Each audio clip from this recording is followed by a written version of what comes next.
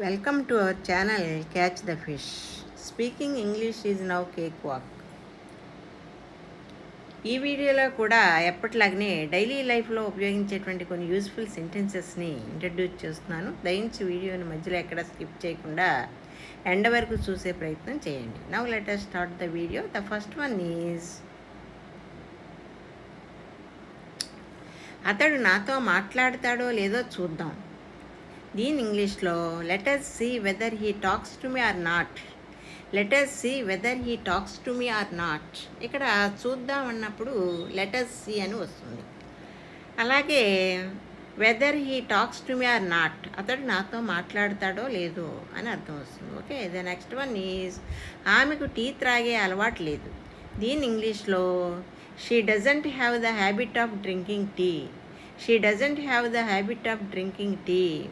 ఇక్కడ she third person singular కాబట్టి doesn't వచ్చింది. సపోజ్ ఐ ఉంటే I don't have the habit of drinking tea అని వస్తుంది. Okay, the next one is, నీవు నిన్న ఈ సమయానికి పరీక్ష రాస్తూ ఉంటివా. Were you writing the exam yesterday at this time. Were you writing the exam yesterday at this time. Okay, the next one is, అతను తన స్టడీని రోజు రోజుకి మెరుగుపరుచుకుంటున్నాడు. He is improving his study day by day. He is improving his study day by day.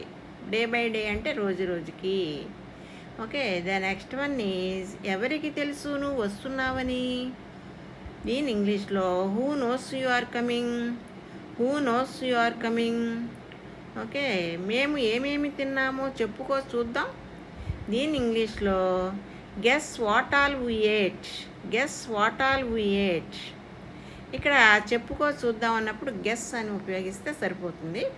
అట్లాగే what all we at అంటే మేము ఏమేమి తిన్నామో అని అర్థం వస్తుంది. Okay, the next one is, ఖాళీగా కూర్చుని సమయాన్ని వృధా చేయకండి. దీని ఇంగ్లీష్లో don't waste the time by sitting idle.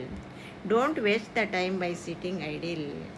అతడు నన్ను మాట్లాడనివ్వలేదు. దీని ఇంగ్లీష్లో he didn't let me speak. He didn't let me speak.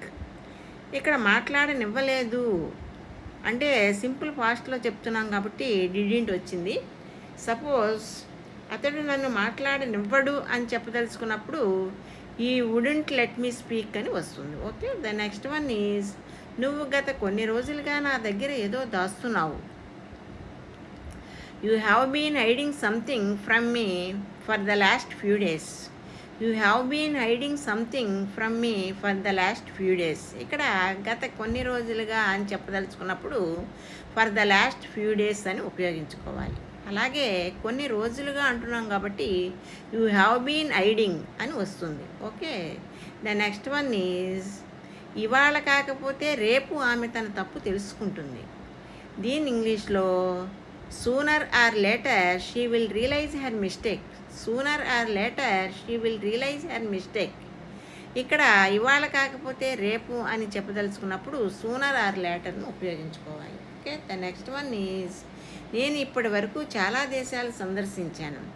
దీని ఇంగ్లీష్లో I have visited many countries so far. I have visited many countries so far.